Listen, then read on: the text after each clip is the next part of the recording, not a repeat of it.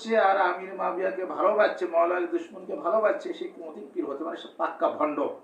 সে ভণ্ডে এত ভণ্ড, এক নিকৃষ্ট ভণ্ড, যাকে বলে নিজ প্রকৃতির ভণ্ড। যাই হোক, আমি আজ মাওলা আলী বেলায়েত সম্পর্কে, যে আল্লাহ রসুল যে মাওলা আলী যে বেলায়েতের ঘোষণা করেছিলেন, বেলায়েতের খেলাফতির ঘোষণা করেছিলেন, এই একটি হাদিস নিয়ে একটা আজকে আলোচনা করব। মুসলিম শরীফে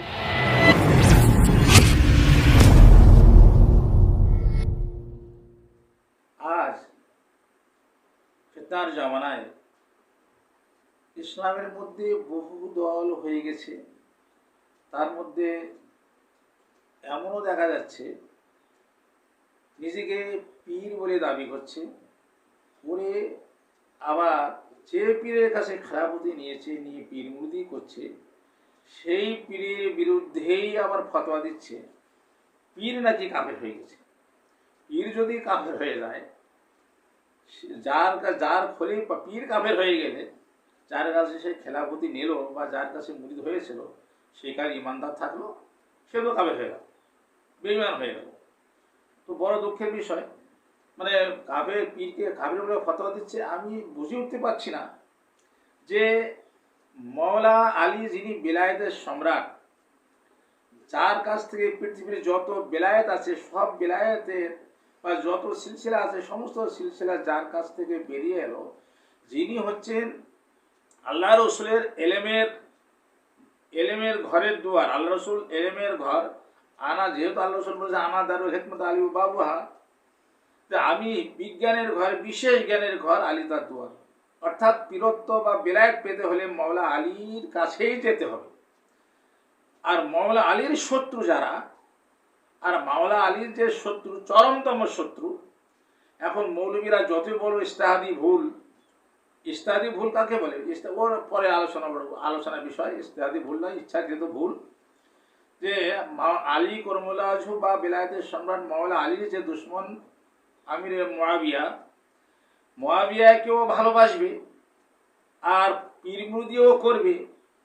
মাওলা আলীর মানে দুয়ারে গিয়ে দাঁড়িয়ে তার শত্রুকে ভালোবাসার কথা বলবে, এ তো মানা যায় না। যাই হোক, এই সব ভণ্ড পীর এখন বাংলাদেশে প্রচুর আছে। বাংলাদেশে পীরের অভাব নেই, পীর মুরিদিও করছে, আবার আমিরে মুয়াবিয়ার পাও চাটছে।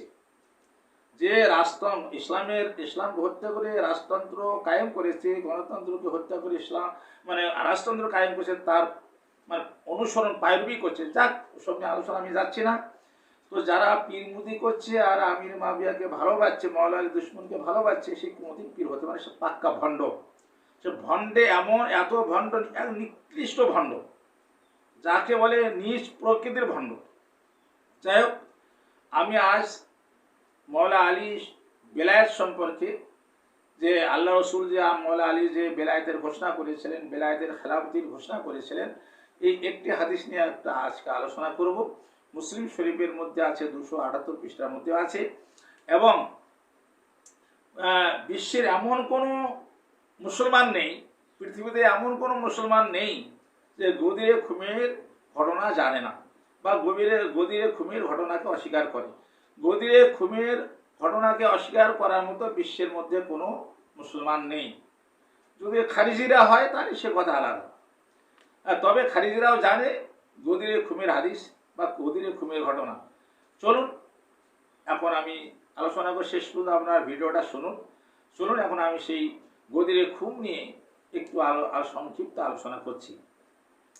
কোরআন শরীফে আল্লাহ পাক কোরআন শরীফের সূরা মায়দার 67 নম্বর আয়াতে বলছেন, ইয়া আইয়ুহার রাসূলু বাল্লিগ মা উনজিলা ইলাইকা মির রাব্বিকা ফাইন লাম তাফআল ফামা বালাগতা রিসালাতাহু ওয়াল্লাহু ইয়াসিমুকা মিনান নাস ইন্নাল্লাহা ইয়াহদিল কওমিল কাফিরিন। এই কোরআন শরীফের সূরা মায়দার 67 নম্বর আয়াত শরীফটি শানে নজরুলটা কি? এই আয়াত শরীফটি এসেছিল গদিরে খুমে। ঘটনাটা পূর্ণাঙ্গে যাচ্ছি। আল্লাহ রসুল জীবনে একবারে হজ করেছেন। সে 10 হিজরি, মক্কা বিজয়ের পর 10 হিজরিতে হজ করলেন। শেষ হজ, ওইটাই শেষ হজ, ওটাই প্রথম হজ। হজ করার পর আল্লাহ রসুল মক্কা থেকে মদিনায় ফিরে যাচ্ছেন। মক্কা থেকে 3 মাইল দূরে একটা হুজফা নামে একটা জায়গা আছে, বা জোহফা নামে একটা জায়গা আছে। একটা জায়গা জোহফা নামে জায়গা আছে, সেখানে জায়গাটায় এমন ধরনের জংশনের মতো, ওইখান থেকে সব দিকে যাওয়া যাবে, চতুর্দিকে যাওয়া যাবে, রাস্তা চতুর্মুখী রাস্তা। ওই ওই গদিরে ওই জায়গাটার নাম হচ্ছে খুম। ওই জায়গায় একটা পুকুর আছে, পুকুরের পাড়কে বলা হয় গদির। মানে সেই পুকুরের পাড়ে গিয়ে আল্লাহ রসুল সেই জায়গায় গদির খুমে গিয়ে আল্লাহ রসুল বললেন, হযরত বেলালকে বললেন যে বেলাল এলান করে দাও, আজ এখানে জোহরের নামাজ পড়া হবে। জোহরের নামাজের পর এখানে অত্যাধিক গুরুত্বপূর্ণ কথা আলোচনা হবে, আমার জীবনের শেষ কথা, যা ইতিপূর্বে বলি নাই আর এর পরেও বলবো না। ইসলামের সারমর্ম, আমার জীবনের সারমর্মের কথা, অত্যাধিক গুরুত্বপূর্ণ কথা আজ এখানে ঘোষণা করা হবে। হযরত বেলাল ঘোষণা করা মাত্রই যারা আগিয়ে গিয়েছিল তারা পিছিয়ে এলো, যারা পিছনে পড়েছিল তারাও তাড়াতাড়ি করে এলো। এসে যাদের গোসল করার দরকার গোসল করলো, যাদের উজু করার দরকার উজু করলো। করার পর জোহরের ওয়াক্ত হলো, জোহরের আজান দেওয়া হলো। আর জোহরের নামাজের পর ওই জায়গা পাটটাকে কাপড় কাটা পরিষ্কার করা হলো। করার পরে জোহরের নামাজের পর ওই দুটা গাছতলার মাঝখানে আল্লাহ রসুলের জন্য একটা মেম্বার করে দেওয়া, উটের হাওদাকে নামিয়ে একটা আল্লাহ রসুলের জন্য মেম্বার করে দেওয়া হলো, উঁচু জায়গা করে দেওয়া হলো। সেই উঁচু জায়গায় দাঁড়িয়ে আল্লাহ রসুল দেখছেন অসংখ্য সাহাবি, মানে 1,20,000-এর মতো সাহাবি, সমস্ত সাহাবিরা আছে। এইবারে সেই জায়গাতে আল্লাহ রসুল দেখে অসংখ্য লোক আর লোক দেখেই মাথাটা নিচু করলেন। মনে মনে ভাবছেন, আমি যে কথাটা আজ বলবো এরা তো মানবে? এরা কি মানবে? যে কথাটা আমি বলবো, এরা কলেমা পড়ে ঠিক, নামাজ পড়ে, রোজা রাখে, হজ করে, জাকাত দেয়, আমাকে রসুল বলে মানে, কোরআন শরীফ মানি বলে দাবি করে, মক্কা মানে, মদিনা মানে, সব কিছুই ঠিক আছে, তবে আজ যে কথা বলবো এই কথা এরা মানবে তো? আল্লাহ রসুল মাথা নিচু করে একটু চিন্তা করছে। এমন সময় এই আয়াত শরীফটি এসে গেল, ইয়া আইয়ুহার রাসূল বাল্লিগ মা উনজিলা ইলাইকা মির রাব্বিকা। হে আমার মাহবুব, হে আমার রসুল, আপনার প্রভুর তরফ থেকে যা হুকুম এসেছে আপনি বলে দিন, আপনি বলে দিন।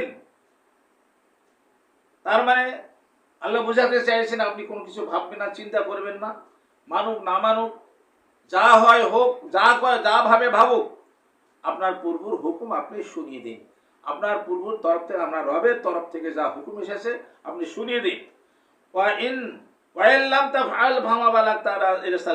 আর যদি আজ এই কাজ না করেন, তার মানে যদি এই কথা না বলেন, এই কথা যদি এই আজকের আপনার প্রভুর হুকুম যদি না পৌঁছে দেন, তাহলে আমা বালাগতার সালাতাহু, আপনার তবলিগ করাই হলো না, আপনার ইসলাম প্রসার করাই হলো না।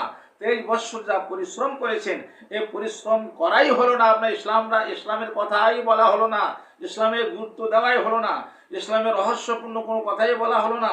তাই এক কথায় ইসলামের কোনো কথাই হলো না, আপনার প্রভুর হুকুমই পৌঁছানো হলো না যদি আজ না বলেন যে হুকুম এসেছে। আর আল্লাহু ইয়াসিমুকা মিনান নাস, আপনার প্রভু আপনাকে মানুষের হাত থেকে, মানুষের কাছ থেকে রক্ষা করবেন। তার মানে মানুষ যা কল্পনা করে করুক, আপনার দুশ্মনী করে করুক, শত্রুতা করুক, যা করে করুক, সব দিক থেকে আল্লাহ পাক আপনাকে মানুষের হাত থেকে রক্ষা করবেন। ইন্নাল্লাহা, নিঃসন্দেহে আল্লাহ হিদায়াত করেন না কাউমিল কাফিরিন, কাফেরদেরকে, কাফের কওমদের বা কাফেরদেরকে আল্লাহ পাক হিদায়াত করেন না, নাফরমানদের আল্লাহ পাক হিদায়াত করেন না। যখন আয়াত এসে গেল, আল্লাহ রসুল সমস্ত সাহাবীদের মাথা তুলে সমস্ত সাহাবী বলে, হ্যাঁ আমার সাহাবারা, আল্লাহর তরফ থেকে ডাক এলে আমি চলে যাব। আল্লাহর কথা তোমাদেরকে শোনাচ্ছি, আমি চলে গেলে তোমাদেরকে আল্লাহর কথা কে শোনাবে? আমি যাকে দায়িত্ব দেব তাকে তোমরা কি মানবে? তাকে তোমরা মানবে তো? সমস্ত সাহাবীরা বলছে, ইয়া রাসূলুল্লাহ, হুজুর নিঃসন্দেহে মানবো। আল্লাহ রসুল বলছে, আমার সাহাবারা, বল আলাস্তু বিরা আল্লাহ রাসূল বলছেন আওলা বিকুম মিন আনফুসিকুম, আমি কি তোমাদের জানের থেকে অত্যাধিক প্রিয় নই? আমি কি তোমাদের জানের থেকেও অত্যাধিক প্রিয় নই, জীবনের থেকেও প্রিয় নই?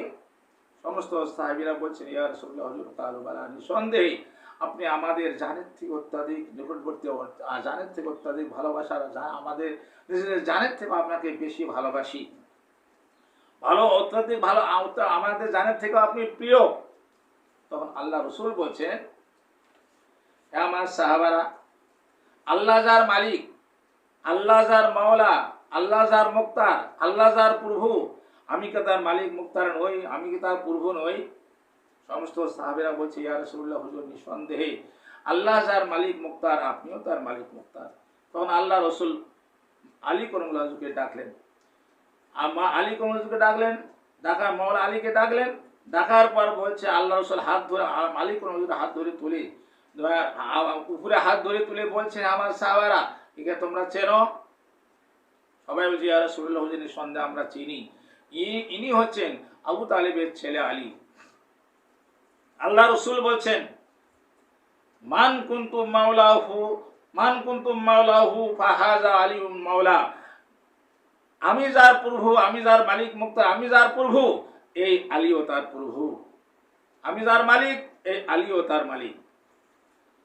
যখন কথা বলা হয়ে গেল, সঙ্গে সঙ্গে আয়াত এসে গেল, কোরআন শরীফের সূরা মায়দার 3 নম্বর আয়াতের অংশ, আলিয়া মাকমালতু লাকুম দীনাকুম আতমামতু আলাইকুম নি'মাতি রাদিতু লাকুম ইসলাম দীনা। হে আমার মাহবুব, হে আমার হাবিব, হে আমার রাসূল, আজকের দিনে এই মুহূর্তে ইসলামটাকে আমি পরিপূর্ণ করে দিলাম, ইসলামটাকে পরিপূর্ণ করে দিলাম, আর আমার যা নিয়ামত ছিল তামাম করে দিলাম, সব নিয়ামত দিয়ে দিলাম, আর ইসলামকে আমি মনোনীত ধর্ম হিসাবে নিয়ে নিলাম। ইসলাম আর মনোনীত ধর্ম। যখন আয়াত এসে গেল, আল্লাহ রসুল আল্লাহু আকবার বললেন, বলে বলে আমার সাহাবারা, আমাকে রেসালাত দি আর আলীকে বেলায়েত দি, আল্লাহ পাক ইসলামটাকে পরিপূর্ণ করে দিলেন। তারপরে আল্লাহ রসুল হাত তুলে দোয়া করছেন, আল্লাহুম্মা ওয়ালা মান ওয়ালাহু আদা মান আদাহু ওয়ানসুর মান নাসারাহু। হে আল্লাহ, আলীকে যারা ভালোবাসবে তুমি তাকে ভালোবাসো, আলীকে যারা মহব্বত করবে তুমি তাকে মহব্বত করো, আদামান আদাহু, আর এই আলীকে যারা, আলীর সঙ্গে যারা দুশ্মনী করবে, শত্রুতা করবে, তুমি তার শত্রু হয়ে যাও, তার সঙ্গে তুমি শত্রুতা করো।